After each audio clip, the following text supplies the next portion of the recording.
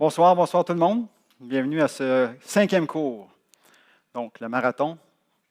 Et on termine la semaine prochaine, hein? On ne l'oublie pas, 2 en ligne. Donc, la semaine prochaine, cours numéro 6, où on parle des chapitres 15 et 16, donc résurrection, finances. On parle un petit peu de finances. Mais c'est un cours assez chargé ce soir. Donc, 4 chapitres. Chapitres 11, 12, 13, 14. Donc, beaucoup de matériel. J'espère que vous l'avez lu. Sinon, ça se peut que vous soyez perdu un petit peu. Et je ne pourrais pas aller dans tous les détails, bien entendu, parce qu'il y a beaucoup de matériel, mais je vais vous donner, je pense, les grandes lignes. Donc, la thématique hommes et femmes dans l'adoration, c'est ce qu'on discute ce soir. Donc, comment est-ce qu'on devrait se comporter lorsqu'on se réunit, lorsqu'on s'assemble pour l'Église, pour adorer le Seigneur ensemble. Donc, on va discuter de Sainte Seine, de dons spirituels. On va parler de l'amour, hein? Chapitre 13. Tout le monde connaît le chapitre 13 sur l'amour. C'est surutilisé dans les mariages, je crois, parce qu'on parle toujours l'amour dans les mariages et on ne se rend pas compte qu'il a été placé là entre les chapitres 12 et 14 qui nous parlent des dons spirituels. Donc, ce n'est pas pour rien qu'il a mis l'amour entre les deux dons spirituels. C'est peut-être parce que les Corinthiens utilisaient les dons spirituels sans amour. Donc, c'est ça, pour ça qu'il l'a placé là. Ce n'est pas par hasard. Donc, voilà, ce soir. Si jamais vous voulez faire de la lecture, mais peut-être un peu plus, moins théologique, quelque chose de plus forme de roman, il existe un livre, il est disponible à la librairie, c'est Hélène qui me l'a suggéré. Donc, l'auteur est excellent, il a écrit d'autres livres. Donc, ça se passe une semaine à Corinthe. Donc, si ça vous tente de lire un roman, très, très bien documenté. Donc, c'est une histoire, mais au tout bout de champ, il y a des petits encadrés qui nous donnent à mieux comprendre le contexte. Donc, un petit clin d'œil pour jetez-le à votre conjoint pour Noël, quelque chose. Donc, je vous ai parlé de chiasme souvent pour quelques versets. Ici, on a un chiasme qui couvre 4 chapitres. Donc, vous pensez, là, le génie littéraire qui est en arrière, lorsque l'apôtre Paul commence à écrire ces chapitres 11, 12, 13, 14, il les place sous forme de chiasme. Et il va commencer au chapitre 11, il va parler des hommes et femmes qui dirigent l'adoration, qui prient, qui prophétisent. Donc, il va parler de ça. Puis, l'emphase, c'est essayer de ne pas faire de distraction. On va aller dans les détails. Là, je vous donne juste les grandes lignes pour l'instant. Après ça, il aborde une autre thématique, l'ordre dans l'adoration. Il va parler de la Sainte Seine. Il continue. Il va parler des dons spirituels. Il va faire l'analogie avec leur corps humain. Et là, il arrive dans le centre de son argumentation. C'est le chapitre 13, c'est l'hymne à l'amour. Okay? Et là, il continue, et puis le chiasme fonctionne toujours c'est tout en parallèle. Donc, le parallèle des dons spirituels, il continue à le développer, mais là, il va parler de l'importance de l'édification. Il va continuer en parlant de l'ordre dans l'adoration. Qu'est-ce qui se passe quand on prophétise puis qu'on parle en langue? Comment ça devrait se passer, ça, dans l'Église? Donc, c'est le parallèle de 11, 17, 34. Et il continue aussi le parallèle de pas de distraction, c'est pas de bavardage. Donc, hommes et femmes pendant l'adoration. Donc, ça, c'est les grandes lignes. Donc, on est prêt? 4 chapitres, go, 1 heure. Donc, pardon. Quand on lit ça, on voit qu'il y avait des problématiques. Donc, je vous en nomme 3. Un, l'histoire des femmes non voilées pendant l'adoration. Donc, on va creuser ça ce soir un petit peu. Okay? Il y avait une autre problématique où les pauvres pendant la scène. De quelle façon est-ce qu'on traite les pauvres? Il y avait une division riche-pauvre. Et au yeux de Paul, ça n'a aucun sens. Okay? Donc, il va aborder cette thématique-là. Et les chapitres 12, 13, 14, ou bien 12, 14, en fait, c'est les dons spirituels mal équilibrés, mal utilisés. Et là, Paul, il faut qu'il remette les pendules à l'heure, comme on dit en bon français. Donc, on commence avec le premier enjeu, les femmes non voilées pendant les assemblées. C'est quoi cette histoire-là? On lit le texte, puis ça nous met mal à l'aise. Qu'est-ce qui se passait? Donc, il commence son argumentation, Paul, avec le mot képhalé, hein, avoir une céphalée, avoir mal à la tête. Donc, le mot tête vient du grec képhalé. Donc, on pourrait le lire de cette façon-là. C'est souvent traduit par tête ou par chef dans nos Bibles. Okay? Donc, on pourrait dire Christ est le chef ou le képhalé de tout homme. L'homme est le chef de la femme. Dieu est le chef de Christ. Donc, habituellement, c'est écrit comme ça dans nos Bibles. Okay? Et là, quand on a trois phrases en parallèle comme ça, ce qui est important de se poser comme question, c'est de quelle façon est-ce que Dieu est le chef de Christ? De quelle façon est-ce que Christ est le chef de l'homme? ça devrait être la même façon que l'homme est le chef de sa femme. Hein? On peut pas lire, quand on lit 3 phrases en parallèle, c'est comme 3 équivalents. Donc, on devrait se poser cette question-là. Ce n'est pas tout le monde qui fait cet exercice-là. Okay? Puis là, il n'y a personne, il n'y a pas de femmes qui partent en courant, donc c'est bon signe. Vous me donnez une petite chance, c'est bon. Donc, longtemps, on a interprété ce texte-là de cette façon-là. Dans les commentaires que j'ai lus, c'est, bon, la femme devrait vivre sous l'autorité d'un homme, elle devrait se couvrir la tête en public, puis elle devrait comprendre qu'elle a été créée pour servir les hommes. Ça va, Pascal? Oui, tu t'en vas pas en courant. Je m'attendais à un petit peu de réaction. Mais est-ce que c'est ça que le texte veut dire? Je vous amène, je ne crois pas. Donc, je vous amène ailleurs. Donc, je vous amène dans le sens du verset 3, hein? Dans le sens du mot képhalé, par contre, qu'on rencontre au verset 3. C'est traduit par tête, chef, autorité, mais ça, c'est quand même très rare qu'on voit cette traduction-là. Ça devrait être plus en termes de source ou origine, qui est beaucoup plus plausible. Donc, si on reprend ce mot-là et on fait une traduction, ça pourrait être « Christ est la source ou l'origine de tous les chrétiens ». Est-ce qu'on s'entend avec ça? Oui. Est-ce que l'homme est la source ou l'origine de la femme? Et là, on fait un clin d'œil à la création, où Ève a été créée à partir de la côte d'Adam. Donc, à ce moment-là, c'est l'homme qui est la source de la femme dans ce sens-là. Et Dieu est la source ou l'origine de Christ. On n'a pas de problème avec ça théologiquement. Donc, ça pourrait être une traduction possible pour mieux nous aider à comprendre le sens du texte. Certains théologiens vont penser, ils vont dire, bien, l'homme est le chef de la femme parce que Paul utilise un argument à partir de la création. Tu sais, dans notre texte, on réfère à la création. Puis là, on se dit, bien, c'est Dieu qui a créé ça comme ça au départ, puis tout était parfait. Bien, c'est comme ça que ça devrait se passer, puis c'est comme ça que ça se passait à ce moment-là, puis c'est comme ça que ça devrait se passer, puis ça devient la norme pour toutes les époques. N'est-ce pas? Sauf qu'il faut bien lire le texte. Le verset 3 doit être lu à la lumière du verset 11. Ça va être sur ma prochaine diapositive. Il y a une autre argumentation qui dit, Adam a été créé en premier, donc il est plus important. C'est vrai, ça? Bien, si c'est vrai, qu'est-ce que tu fais des animaux qui ont été créés avant Adam? Donc, le chien, la girafe serait plus important que l'être humain parce qu'il était... Vous voyez, le raisonnement ne tient pas. Mais on voit ça quand même dans les argumentations. Donc, je pense que ça n'a pas d'allure. Donc, voilà. Dans la nouvelle création, au verset 11, Paul admet que oui, il y a eu un moment de création initiale, mais là, au verset 11, il dit « dans le Seigneur ». Il y a comme une nouvelle création. Il y a eu la première création et en Christ, il y a comme une deuxième création. Et la nouvelle création de Jésus devient le standard. Le standard, ce n'est plus la première création, le standard, c'est la deuxième création. Qui on est, c'est qui notre identité en Jésus-Christ. Ça, c'est plus important que ce qui s'est passé lors de la première création. Donc, le verset 3 doit être lu à la lumière du verset 11 qui nous dit « Toutefois », okay, il vient d'élaborer toute son argumentation, « mais, toutefois, dans le Seigneur, la femme n'est point sans l'homme, ni l'homme sans la femme. » Voyez cette interdépendance qui est dans le texte. Ce n'est pas une question de supériorité, là, c'est une question d'interdépendance dans le Seigneur. Car, de même que la femme a été tirée de l'homme, oui, je l'admets, Paul va dire, oui, je comprends, là, lors de la création, l'Ève est venue à partir de la côte d'Adam. Fine. De même, l'homme existe par la femme et tout vient de Dieu. Y a-t-il des hommes ici qui ne sont pas nés d'une mère? Si vous faites partie de cette catégorie-là, dites-moi là tout de suite.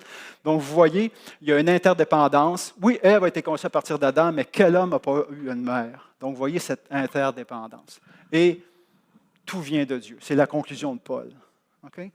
Donc, c'est comme ça que je mets un petit peu en lumière ce texte-là.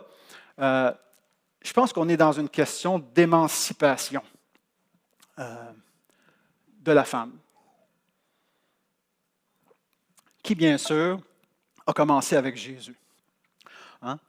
Et là, on est à Corinthe quelques années plus tard, peut-être 20 ans plus tard, et on assiste à cette émancipation dans l'Église de Corinthe, qui a commencé avec Jésus. Jésus avait accepté Marie à ses pieds comme disciple, ce qui ne se faisait pas à l'époque. C'était juste des hommes qui étaient disciples d'un rabbin. Les premiers témoins de la résurrection, c'est des femmes. Donc, vous voyez toute l'émancipation que Jésus a donnée aux femmes. Et là, ça s'est répandu, ça, comme un feu de poudre. Et à Corinthe, il y a cette émancipation. Et les femmes participent aussi dans l'assemblée. Ils ont le droit maintenant de participer. Il y en a qui prient, il y en a qui prophétisent, ils prennent des rôles de leader même dans l'Église à Corinthe. Fine, wow, c'est le fun. Prenez toute la place qui vous revient. Mais certains croyaient en l'eschatologie réalisée. Et là, ils se disent, on est comme des anges sans sexe maintenant. On n'a plus besoin de se couvrir la tête, qui est un signe de distinction entre femmes et hommes. Okay? Donc, il y a comme une cassure dans cette distinction hommes et femmes.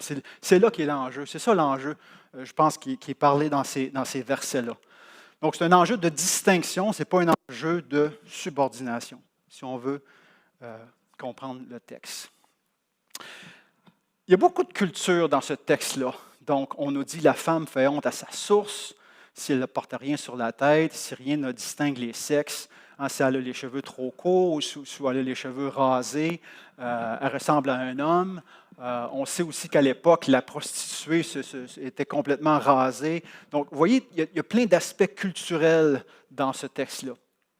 Les cheveux de la femme devaient être vus juste par sa famille à l'époque où c'est écrit ces lignes-là. C'est encore comme ça en 2025 pour certaines communautés amish ou dans certaines parties de l'islam. Donc, c'est tout ce contexte-là qu'il faut comprendre pour lire ce texte-là puis en faire une lecture le plus juste possible. Donc, qu'est-ce qu'on peut conclure de ça? Une femme leader, sans rien sur la tête, posait un problème pour un juif qui était dans l'assemblée, puis qui voyait une femme avec rien qui se couvrait la tête, puis qui commençait à prier ou à prophétiser. C'est comme s'ils sont en avant sur le stage, et puis le juif qui est dans la salle, il dit « Coudon, est en train de m'exciter? » Parce que les cheveux étaient découverts seulement dans le milieu familial ou lors d'intimité avec le mari. Donc, vous voyez, on se met dans la peau d'un juif qui voit une femme non couverte parce qu'elle prend sa liberté, mais lui, il a de la misère parce qu'il dit, voyons, là, il est déconcentré. Il a de la misère à adorer Dieu, il adore plus la créature, là, tout d'un coup. Donc, voici l'enjeu.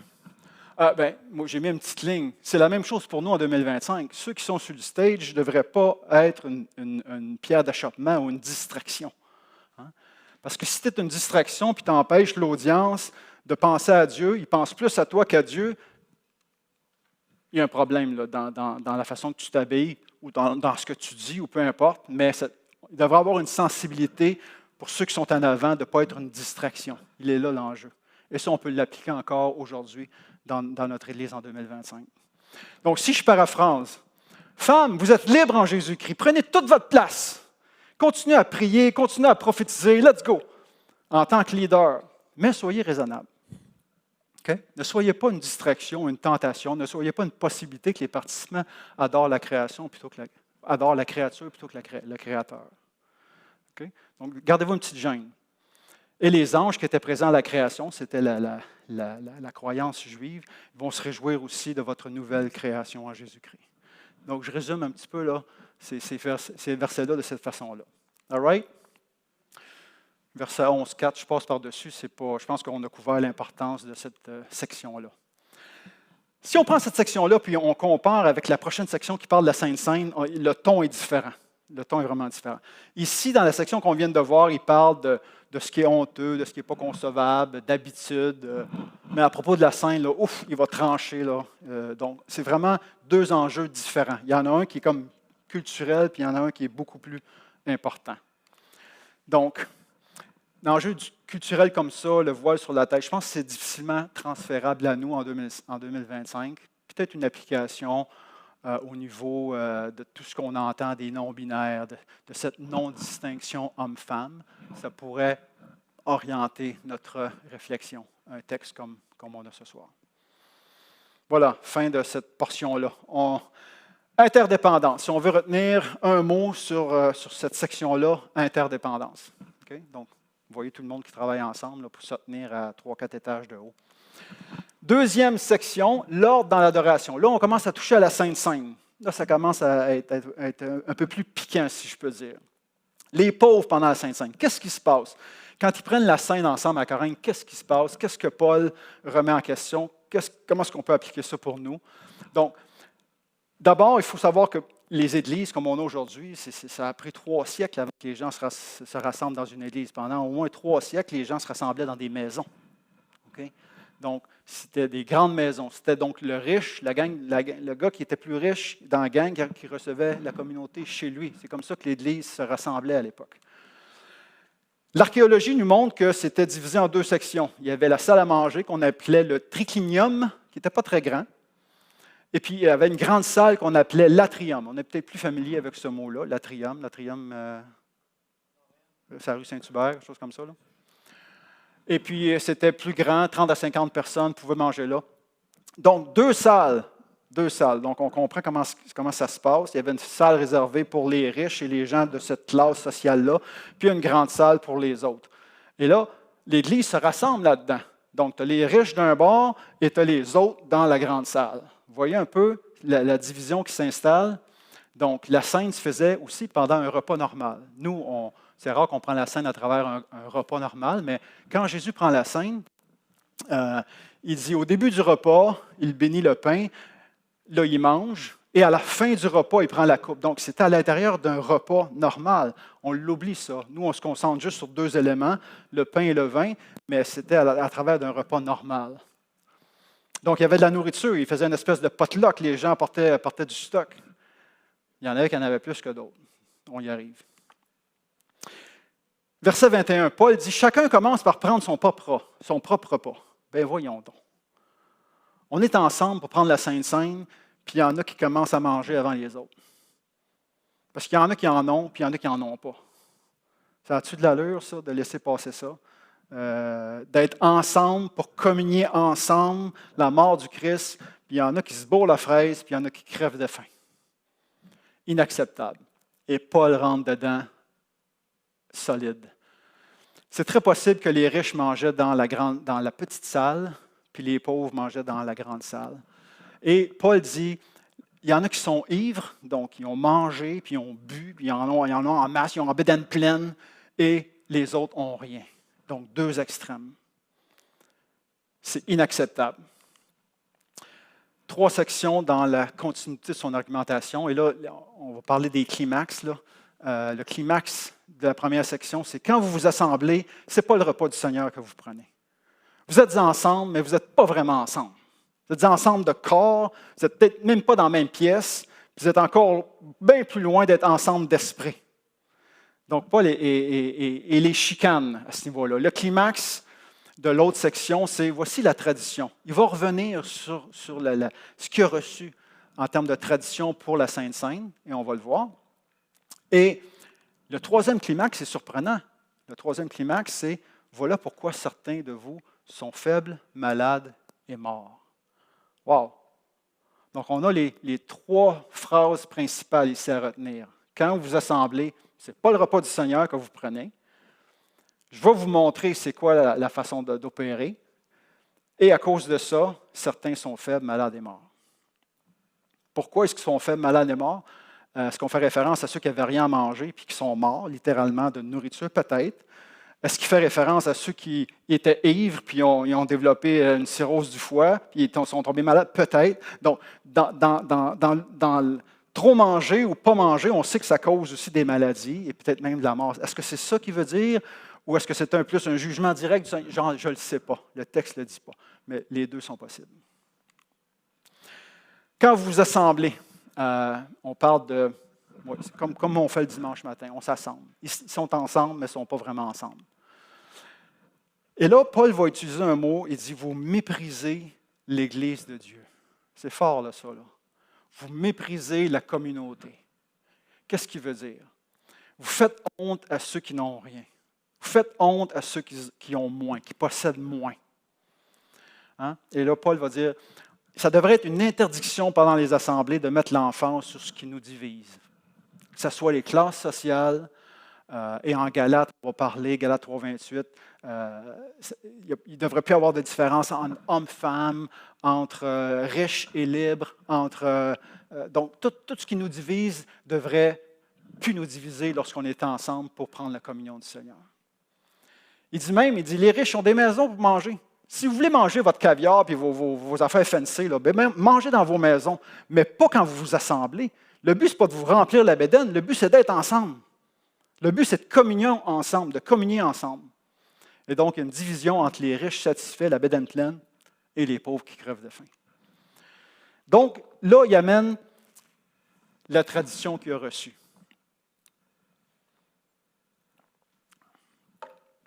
Les éléments de la Sainte Sainte, c'est quoi? J'ai mis la petite photo des éléments. Donc, il commence en disant « la nuit où il fut livré ». Hein? Il parle à une communauté où les riches se foutent des pauvres et il commence comme ça. La nuit où il fut livré, la nuit où il s'est donné, la nuit où il s'est sacrifié, hein? La nuit où il a fait preuve d'amour. Comment, Corinthiens, ça vous dit quelque chose? Ça vous donne-tu des cloches? Hein? Cette opposition que vous faites entre riches et pauvres, mettez-la à la lumière du fait que le Seigneur s'est livré, qu'il s'est donné, qu'il s'est sacrifié. Au début du repas, c'est la bénédiction, comme tous les Juifs faisaient, la bénédiction du pain, et il le rompit. Okay? Il rompt le pain. Et là, il continue en disant « Ceci est mon corps qui est aussi rompu pour vous ». Et on sait qu'à la croix, son corps va être brisé, son corps va être rompu pour nous.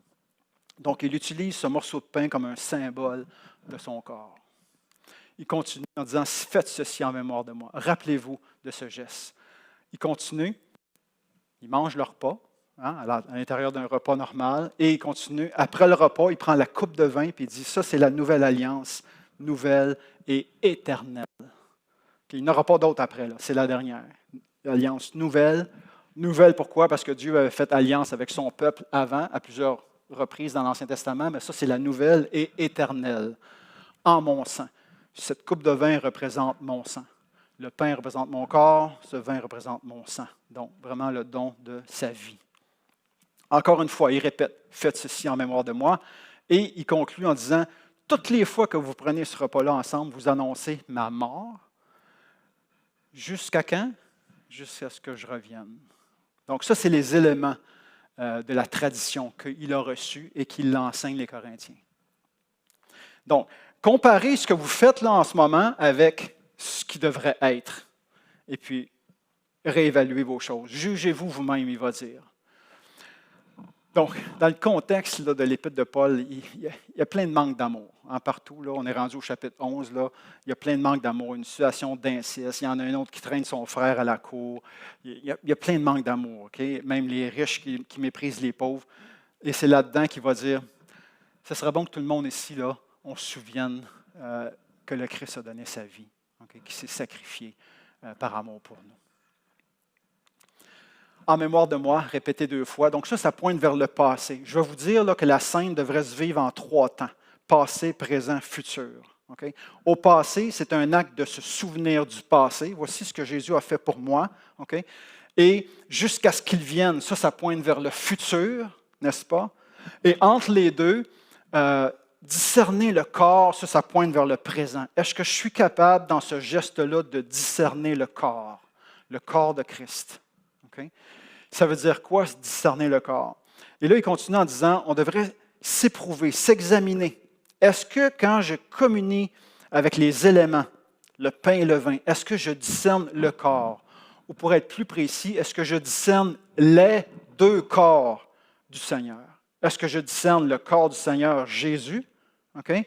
Et est-ce que je discerne le corps du Seigneur en tant que communauté? Je ne peux pas prendre la communion si je me fous de ceux qui sont à côté de moi. C'est une impossibilité dans la tête de Paul. Le riche qui se fout du pauvre, il n'est pas en train de communion, il n'est pas en train de communier. Il dit, vous pensez que vous prenez le repas du Seigneur? Ce n'est pas le repas du Seigneur que vous prenez avec cette attitude-là. Donc, quand je communie, je dois discerner le corps du Seigneur, Jésus donné pour moi, mais je dois aussi discerner le corps du Seigneur qui sont mes frères et mes sœurs. Donc, éprouvons-nous nous-mêmes. Est-ce que je suis capable de discerner les 2 corps du Seigneur dans ce geste-là? Sinon, vous attirez un jugement contre vous-même, dit Paul. J'ai essayé de trouver une image qui représentait les 2 corps. Donc, on a Jésus, puis on a tous les petits éléments qui sont mes frères et mes sœurs. Donc, discerner les 2 corps. Hein? Ce n'est pas pour rien qu'à la croix, ça pointe vers l'horizon et ça pointe vers le vertical. Donc, c'est un message pour nous aussi. Hein? Le but là, à l'Église, ce n'est pas juste d'être en communion avec Dieu, puis je me fous des frères et des sœurs. Hein? Donc, Donc, la croix représente vraiment communion avec Dieu, mais communion avec les autres aussi. La Sainte Seine devrait célébrer ces deux types de communion. Amen. Bon. Le but, là, ce n'est pas d'éloigner les gens de la table du Seigneur en voulant dire vous n'êtes pas dignes, puis non, puis vous avez péché cette semaine, puis vous devriez passer votre tour. Non, ce n'est pas ça du tout. Là. Jésus, il accueille le pécheur. Ce n'est pas ça que le message, là, que le texte enseigne. Le texte enseigne par contre que si tu as reçu la grâce, bien, tu sois gracieux aussi envers les gens alentour de toi. Brise les divisions qui nous divisent. S'attendre, voici le mot d'ordre. Paul il dit « attendez-vous ». Ça commence en disant « chacun mange quand… » Chacun mange, puis les autres crèvent de faim, ça n'a pas d'allure. Attendez-vous, recevez-vous, pratiquez l'hospitalité. Pratiquer l'hospitalité, ça veut dire je reçois la gang, mais je reste dans ma petite triclinium, puis toutes les autres sont dans l'atrium, puis on continue avec les classes sociales. Non, ça n'a aucun sens. Donc, les riches doivent faire un effort pour ne pas que les pauvres se sentent inférieurs dans l'Église de Jésus-Christ ou déclassés dans ce qu'ils mangent, dans leur voiture, dans leur voyage, peu importe. L'Église n'est pas à place pour parler de tes voyages exotiques, de ta voiture de luxe ou de ta bague en diamant, parce que tu ne sais pas qui t'écoute, puis qu'est-ce que ça crée chez eux. L'Église, on devrait avoir cette sensibilité-là envers le pauvre. J'ai reçu un appel tantôt d'un ami. Je suis un jeune homme, j'accompagne un jeune homme, il est haïtien, il a 23 ans. Il est pauvre. Je suis allé le visiter dans son appartement sur la rue, dans le coin de Gouin puis Grenet. 1000 pièces par mois, un 2,5. Sale. Des trous dans les murs. Et puis là, son propriétaire venait d'y couper son courant. J'étais indigné de l'action de ce propriétaire-là. Tu n'as même pas le droit de couper le chauffage à quelqu'un, même s'il ne paye pas. Au Québec. Il m'a appelé, il était dans tous ses états. Il a dit, je rentre, il n'y a pas de lumière, je ne peux pas me faire à manger, il va faire fret cette nuit. Il a appelé la police. Ça s'est réglé. Il m'a rappelé tantôt. J'étais soulagé. Mais est-ce qu'on… Tu sais, je partage ça juste parce que c'est important qu'on ait tous un pauvre comme ami pour comprendre ce qu'ils vivent. Moi, je ne connais pas ça, la pauvreté. Mais j'ai décidé d'être ami avec un pauvre pour comprendre c'est quoi sa réalité. Amen. On arrive à une section qui parle des dons spirituels. Donc, une autre section dans comment est-ce qu'on devrait vivre en communauté, comment est-ce qu'on devrait vivre lorsqu'on s'assemble ensemble. Donc, si je fais un sommaire, un sommaire des 3 chapitres, 12, 13, 14, 13, on le met de côté parce que c'est l'amour, mais au moins 12, 14, qu'est-ce qui se passe? Il y a un problème de l'abus du don des langues. Okay? Pour les Corinthiens, là, c'est le don suprême, c'est le don le plus important et ils l'utilisent à satiété au détriment de d'autres dons spirituels. Donc, Paul va devoir mettre l'emphase beaucoup sur le fait que, écoutez, c'est bien le fun, le don des langues, mais il existe d'autres choses. Là. Wake up! Il existe d'autres dons dans la vie. Là. Okay? Donc, le chapitre 13 sur l'amour, ça nous montre quoi? Bien, c'est l'exercice des dons spirituels manquait clairement d'amour. Donc, c'est le fun, les dons spirituels, mais tu peux vraiment manquer le bateau s'ils ne sont pas exercés dans l'amour. Chapitre 14, on va faire une comparaison entre le don des langues et la prophétie. Donc, ça, c'est un petit peu un résumé des 3 chapitres. On y va, on continue. Le don des langues.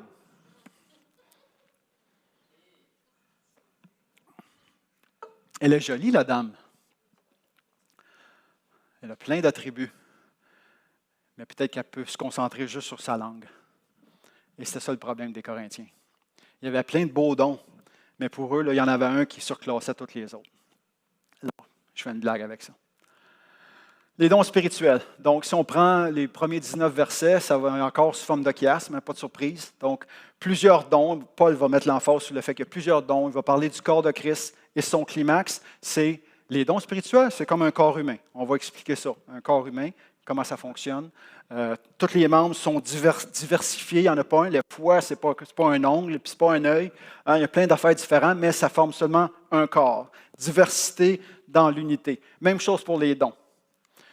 Et il revient avec le corps de Christ et il revient avec le fait qu'il y a plusieurs dons. Donc, ça, c'est comment la structure est organisée. Maintenant, certains Corinthiens, dit Paul, avaient été idolâtres. Ils étaient conduits vers les idoles. Mais, vous avez l'Esprit maintenant. Et le travail de l'Esprit, c'est de magnifier Jésus, de glorifier Jésus. Ça, c'est le premier travail de l'Esprit dans l'Église. Mettre le spot sur Jésus-Christ.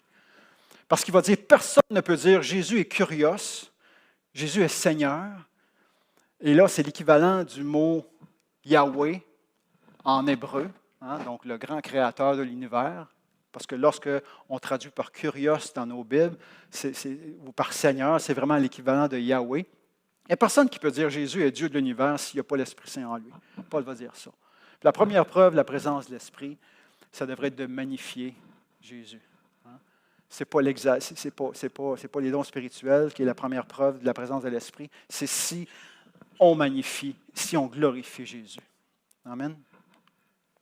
Donc, Paul, on voit quand il commence à parler des dons spirituels, il va inscrire ça dans la Trinité. Hein? Même Esprit, même Seigneur, même Dieu. Il va dire diversité de dons, même Esprit. Diversité de ministère, même Seigneur. Diversité d'opérations, même Dieu. Donc, on voit les trois personnages de la Trinité. Pourquoi il prend la Trinité comme exemple? La Trinité, c'est quoi? Trois personnes différentes, mais unité.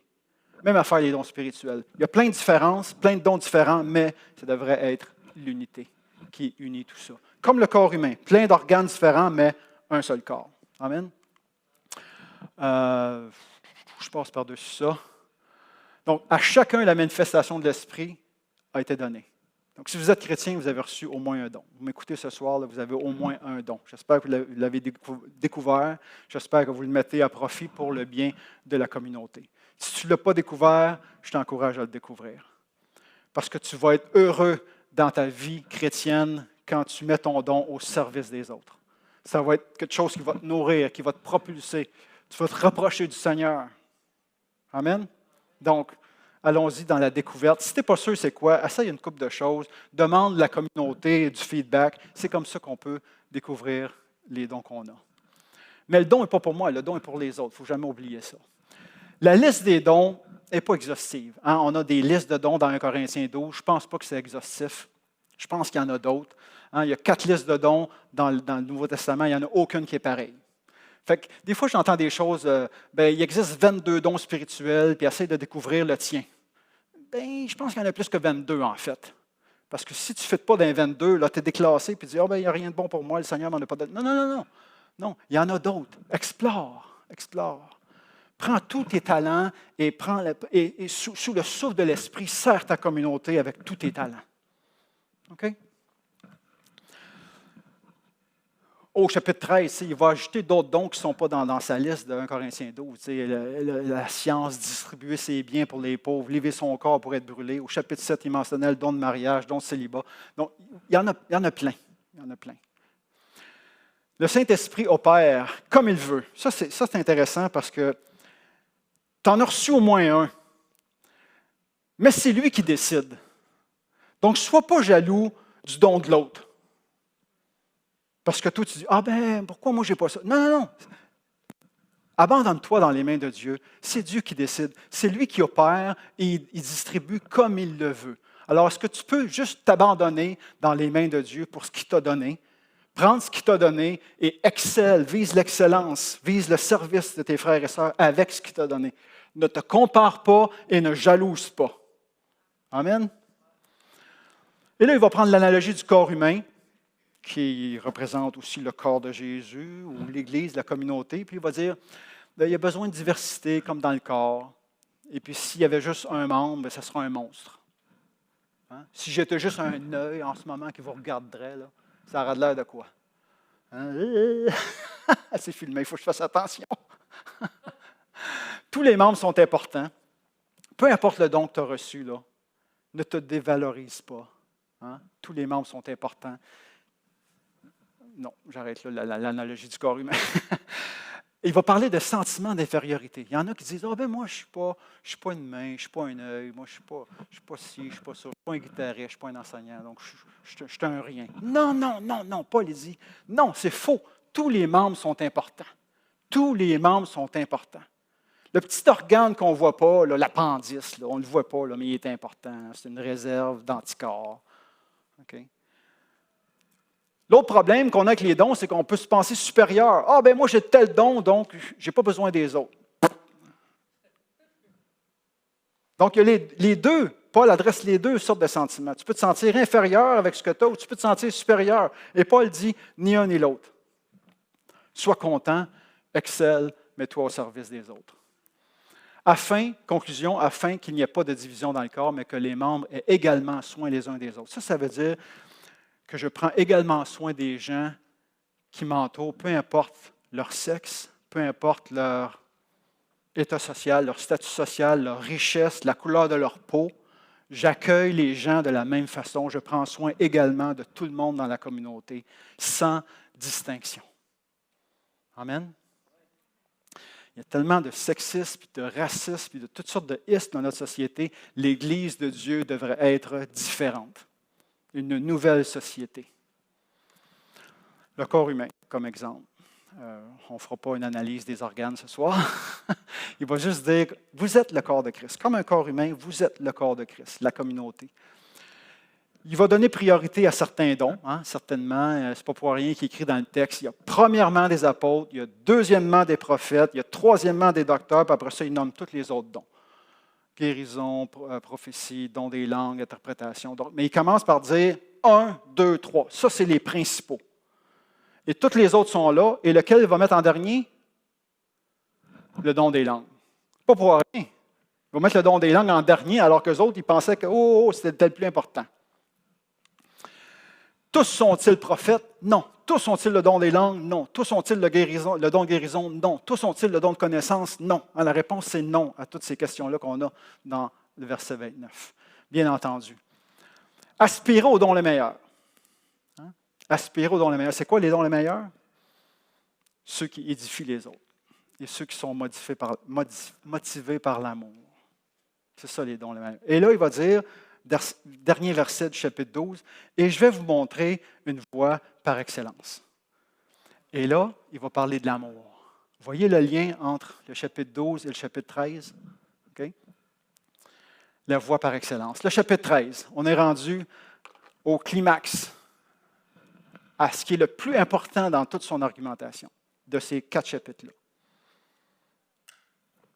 L'hymne à l'amour. On entend ça dans les mariages. C'est beau, c'est cute, c'est le fun. Mais il faut comprendre que c'est un interlude entre les chapitres 12 et 14 qui parle des dons. C'est bon, Jean? Donc, il parle sur l'amour, il parle de la nécessité de l'amour, le caractère de l'amour et la permanence de l'amour. On décortique ça un petit peu. Ce qu'il est en train de dire aux Corinthiens, là, c'est que je vous parle d'amour, là, mais ça fait 11 chapitres que je vous parle de vos manquements d'amour. Inceste, prostitution, convoitise, idolâtrie. Vous détruisez l'Église en méprisant le faible, votre connaissance qui mène à l'orgueil, votre sagesse qui mène à la division. Wake up, Corinthiens. Wake up, Rosemère. Est-ce qu'on peut se dire ça?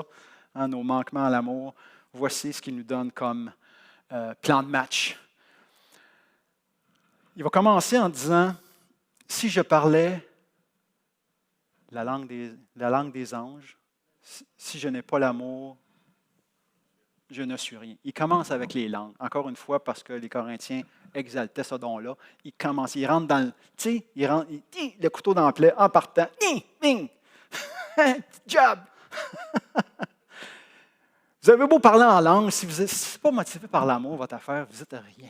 C'est inutile. Il parle du don, la langue des hommes et la langue des anges. Bon, il y a un débat. Est-ce que c'est le même phénomène? Est-ce que c'est 2 phénomènes différents? Mon opinion, c'est que c'est 2 phénomènes différents. Mais je passe par-dessus. Mes arguments sont dans la slide. Mais pour le bénéfice du temps, je passe par-dessus. Les langues sans amour, c'est comme une cymbale, il nous dit. Les cymbales, c'est impliqué dans les cultes païens. Donc, si tu parles en langue et tu n'as pas d'amour, tu es comme un païen. C'est ça que Paul est en train de dire. Tu es comme un païen. Ting, ting, ting, ting. Ça ne donne rien ton affaire. OK? Ça résonne, mais ça ne donne rien. Donc, tu peux parler, faire des prophéties, avoir de la connaissance, avoir la foi qui déplace les montagnes. Ça ne donne rien si tu n'as pas l'amour. Tu peux aider les pauvres, donner ta vie. Tu peux brûler en martyr. Il donne des exemples là, super là, importants. Là, Jeanne d'Arc là, au bûcher. Là. Il dit, si tu n'as pas l'amour, c'est comme un gros rien, inutile. Le caractère de l'amour. Il donne 14 descriptifs. Donc, on a comme quelque chose à se mettre sous la dent quand même. Là. 2 positifs, l'amour est patient, l'amour est bonté. 8 de ce que l'amour n'est pas. L'amour n'est pas envieux, n'est pas vantard, n'est pas orgueilleux, n'est pas malhonnête, n'est pas égoïste. Et ça, on peut tout relier ça à ce qu'il a déjà discuté dans les chapitres précédents, hein, des choses qui se passent dans l'Église de Corinthe. L'amour ne s'irrite pas, l'amour n'est pas soupçonneux du mal. Tu sais, les gens qui voient du mal partout, là. L'amour ne se réjouit pas de l'injustice, mais se réjouit de la vérité. Okay? Donc, 2 plus 8, ça fait 10. Il nous en manque 4. À la fin, pap, pap, pap, pap, pap. Okay? 4 en staccato. Staccato, ceux qui font de la musique, staccato. Pap, pap, pap, pap, pap. Okay? Excuse tout, crois tout, espère tout, supporte tout. Ce que je vous demande de faire, okay, c'est de remplacer les caractéristiques par le mot Jésus. Okay? Au lieu de dire l'amour est patient, dites Jésus est patient. Jésus est bonté. Jésus n'est pas envieux. Jésus n'est pas vantard. Jésus n'est pas orgueilleux. Jésus n'est pas malhonnête. Faites l'exercice. Et après, faites-le avec votre nom. Serge est patient. Michel est plein de bonté.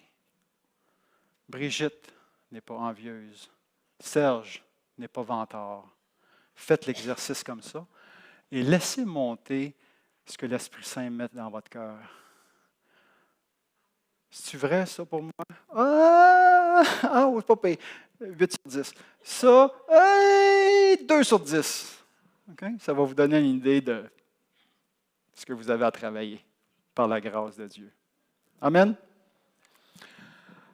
L'amour ne périt jamais. Là, on parle de la permanence de l'amour. Okay? Ça, c'est la plus belle chose, l'amour, c'est que ça va périr jamais. Ça va, les prophéties, à un moment donné, ça va cesser. On n'a plus besoin de prophéties, à un moment donné, l'autre bord avec Dieu. La foi non plus, on n'a plus besoin de la foi, la connaissance, tout ça. Non, l'amour, c'est la seule chose que tu vas amener avec toi à l'autre bord. C'est l'amour.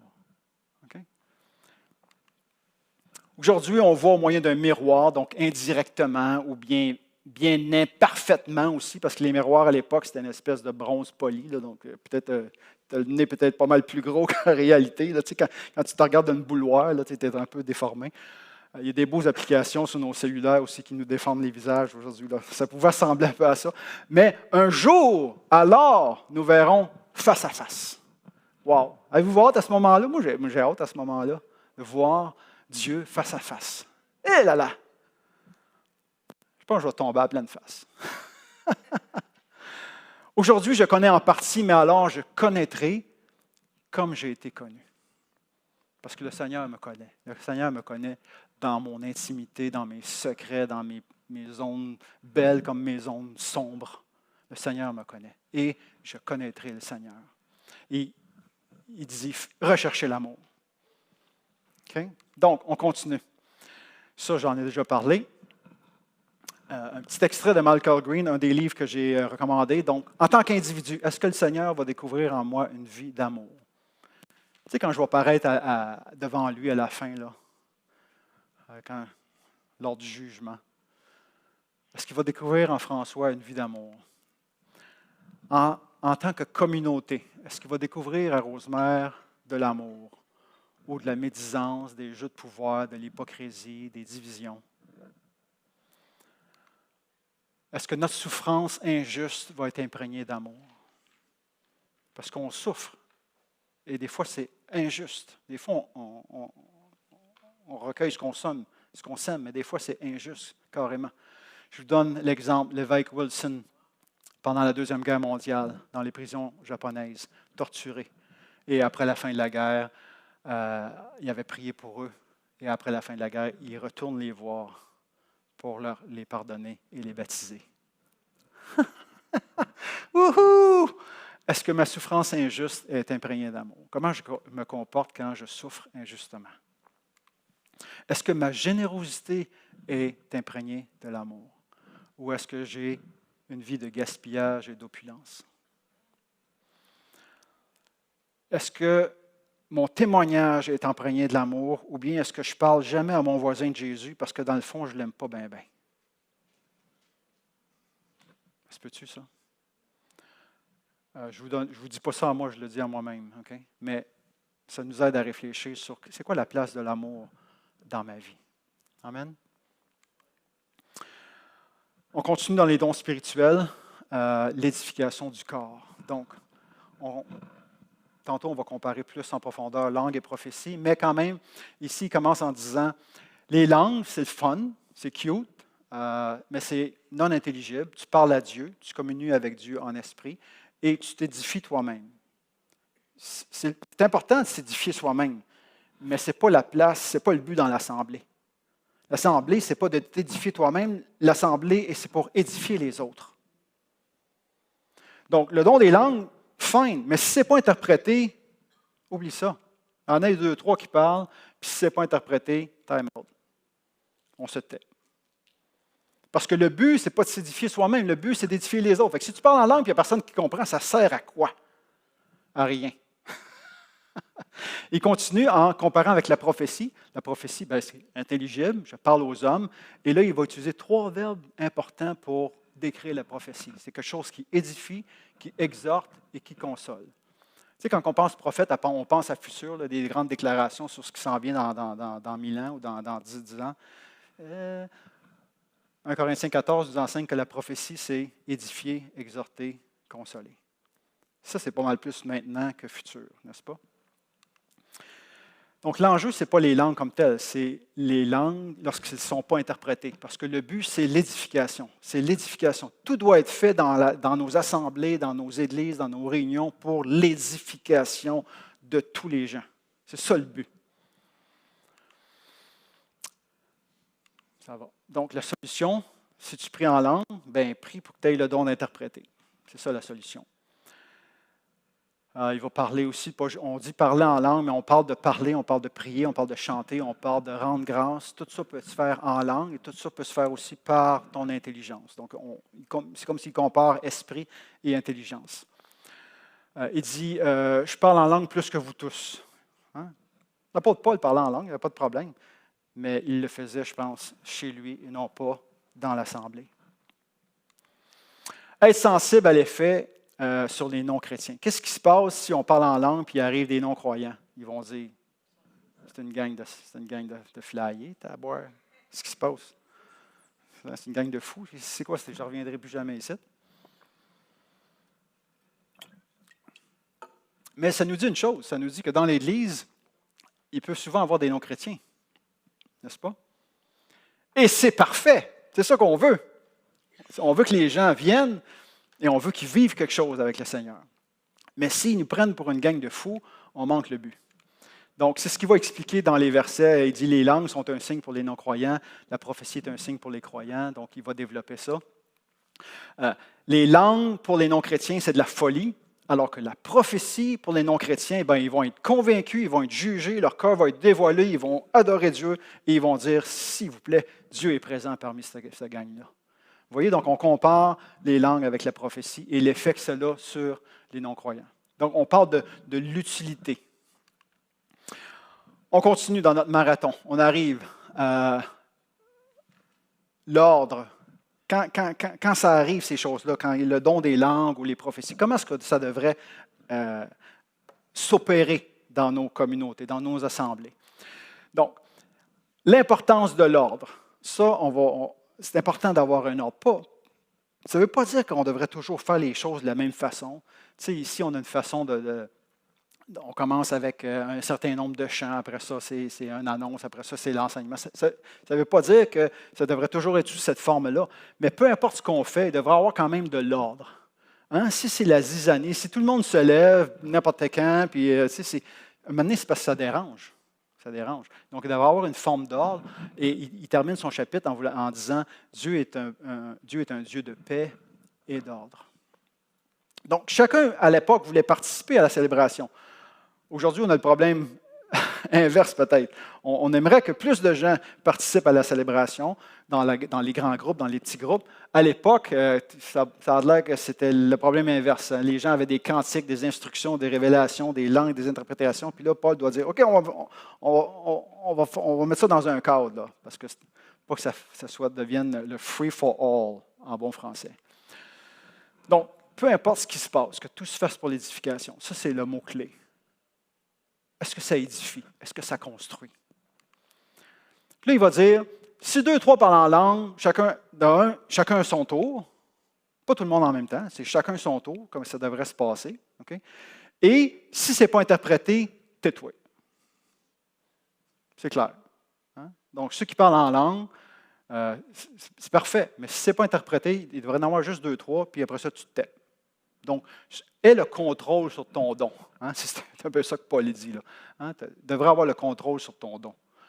Ce n'est pas une question de partir en extase, là, puis tu n'es plus en contrôle de rien. Là. Donc, continue. Pas juste ceux qui parlent en langue qui doivent apprendre à se taire. Ceux qui prophétisent, ils devraient en avoir 2, 3, et ils se taisent et ils laissent la communauté juger si ce qu'ils viennent de dire a de l'allure.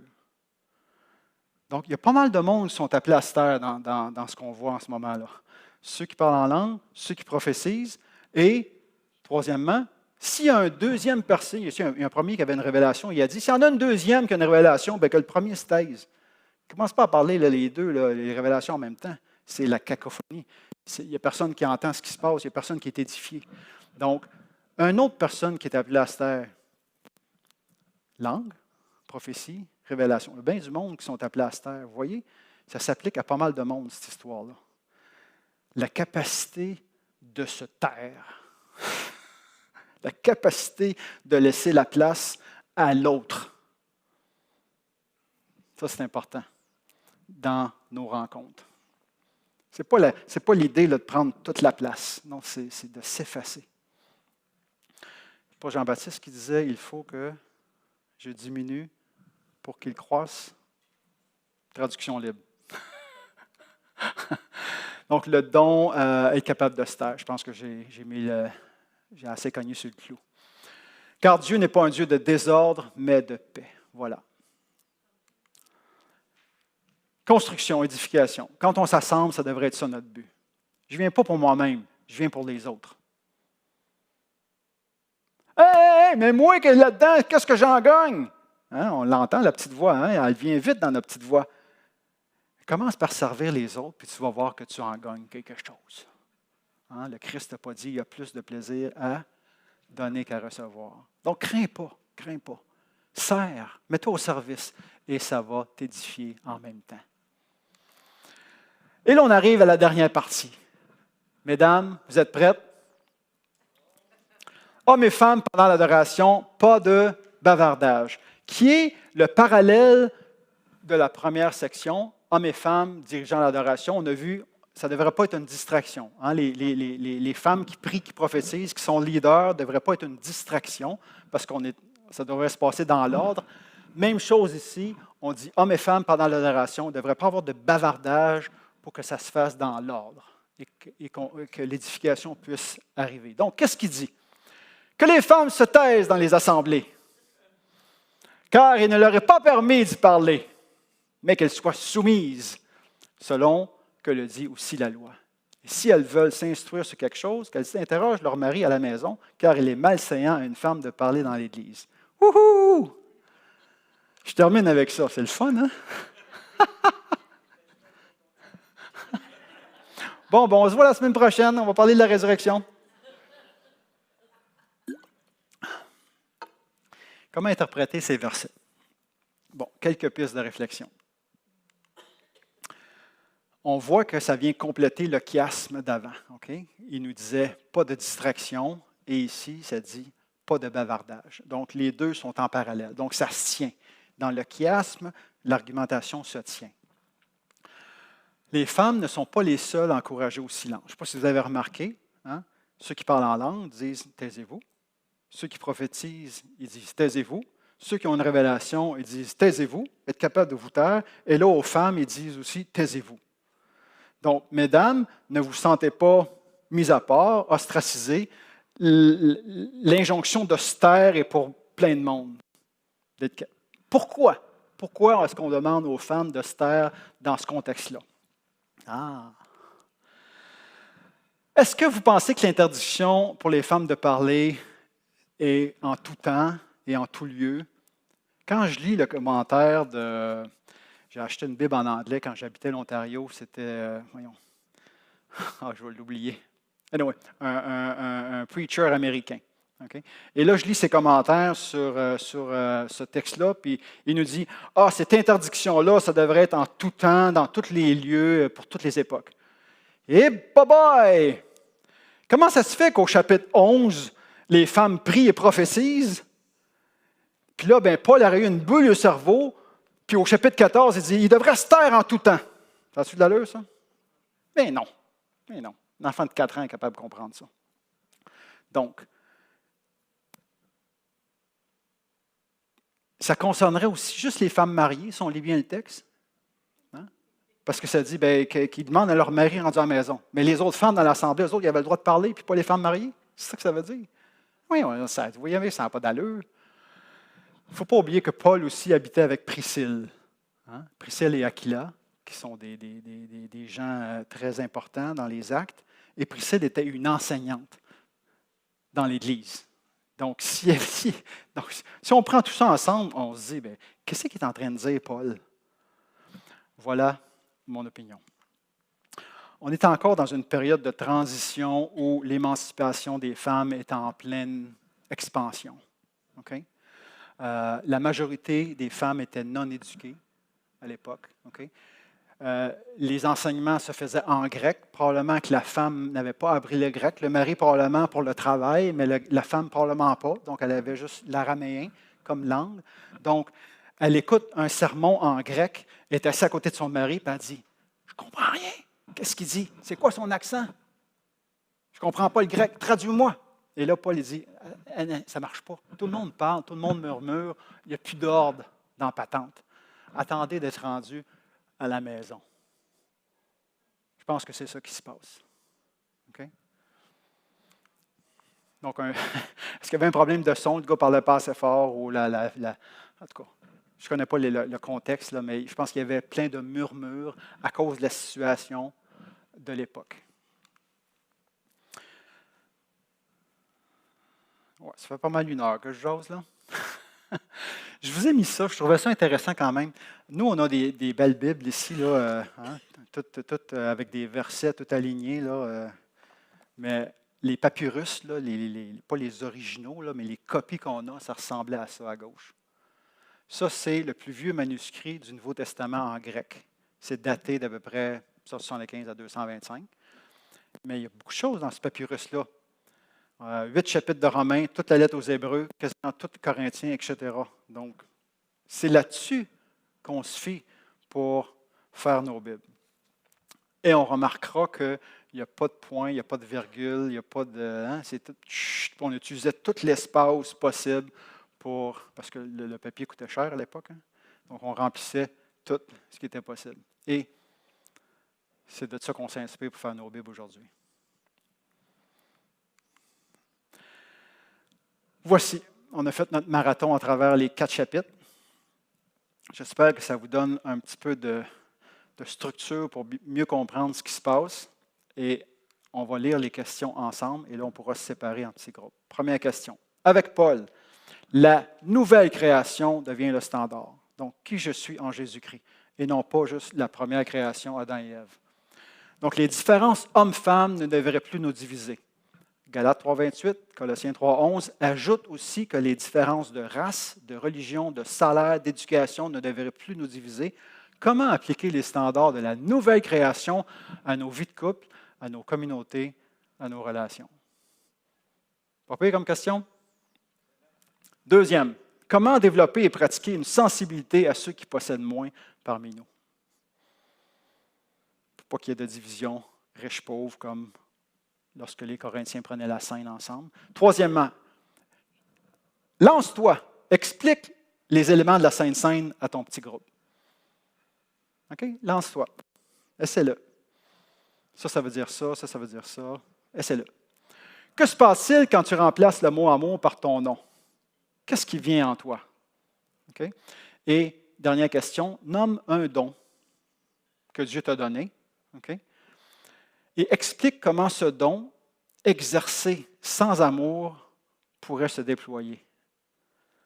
Ton don d'enseignant, ou ton don de prophète, ou ton don de ci, sans amour, ça ressemble à quoi? OK? C'est clair? Amen.